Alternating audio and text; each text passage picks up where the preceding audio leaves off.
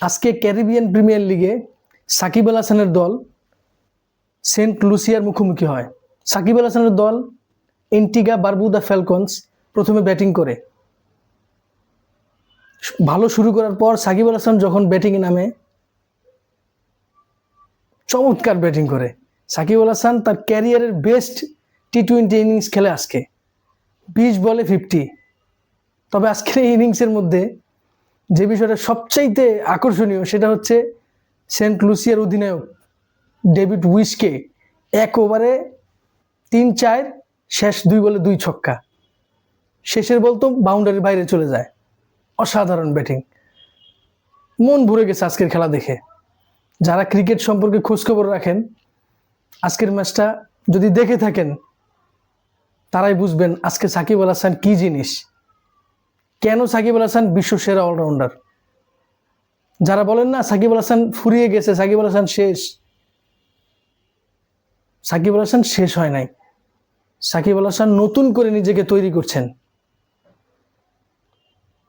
2025 সিপিএলে সাকিব আল হাসানের দল এন্টিগা বারবুদা ফ্যালকনসের অধিনায়ক ইমাদ ওয়াসিম প্রথম 3 ম্যাচে সাকিব আল হাসানকে খুব বেশি বোলিং করার সুযোগ দেন নাই।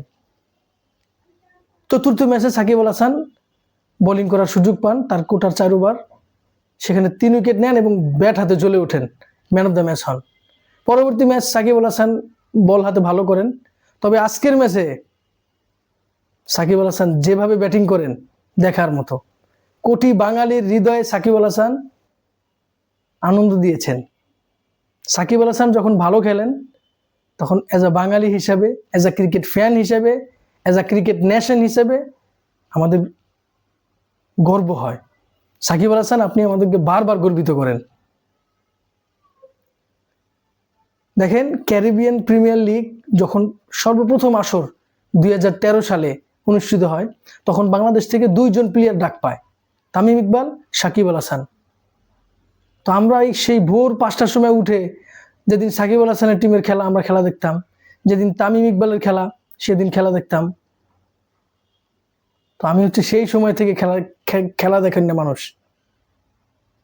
সাকিব আল হাসান প্রথম আসরে তার টি-20 ক্যারিয়ারের বেস্ট বোলিং ফিগার, 6 রান দিয়ে 6 উইকেট, যেটা খুব কম বলারেরই নাই। সেখানে সাকিব আল হাসান একজন অলরাউন্ডার।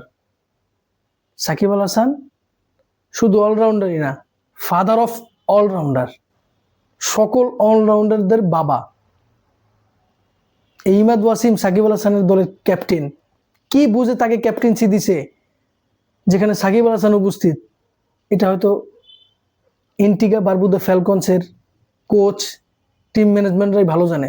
যেখানে সাকিব আল হাসান থাকা সত্ত্বেও ইমাদ ওয়াসিম, যে নিজেকে 2024-এ পৃথিবীর অন্যতম সেরা অলরাউন্ডার হিসেবে নিজেই বলে, এবং পাকিস্তান ন্যাশনাল টিমে তার অবস্থান খুব বেশি মজবুত কখনোই ছিল না, এবং সে বিভিন্ন বিষয় নিয়ে সর্বসময় সমালোচিত। যাই হোক, এখন সে সাকিব আল হাসানকে প্রায়োরিটি দিতে বাধ্য, কারণ সাকিব আল হাসান সে জায়গাটা তৈরি করে নিছে বোলিং, ব্যাটিং, ফিল্ডিং এর মাধ্যমে।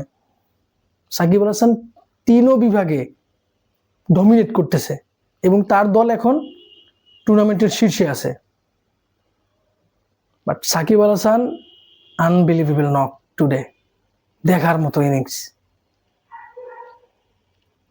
তবে আমাদের একটা জিনিস বোঝা উচিত, সাকিব আল হাসান ন্যাশনাল টিমে খেলুক আর না খেলুক, সাকিব আল হাসান পৃথিবীর যে কোনো লিগে খেলে, তখন বাঙালিরা, সাকিবের ফ্যানরা, ক্রিকেট ফ্যানরা সাকিব আল হাসানকে খুব বেশি মিস করে, ফলো করে।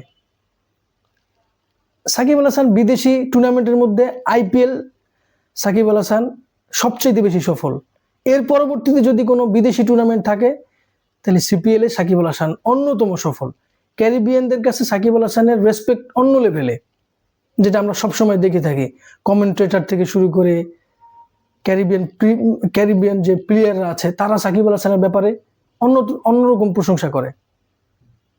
আজকের ম্যাচটা দেখে মনটাই ভরে গেছে। কালকে বাংলাদেশ নেদারল্যান্ডের ম্যাচ, আশা করি বাংলাদেশ ডমিনেট করবে এবং আসন্ন এশিয়া কাপে সাকিব আল হাসানের মতো বোলিং, ব্যাটিং, ফিল্ডিং সব বিভাগে বাংলাদেশ টিম ইন্ডিয়া, পাকিস্তান, আফগানিস্তান, শ্রীলঙ্কা এদের সাথে ডমিনেট করবে, সে প্রত্যাশা আমরা রাখতেই পারি।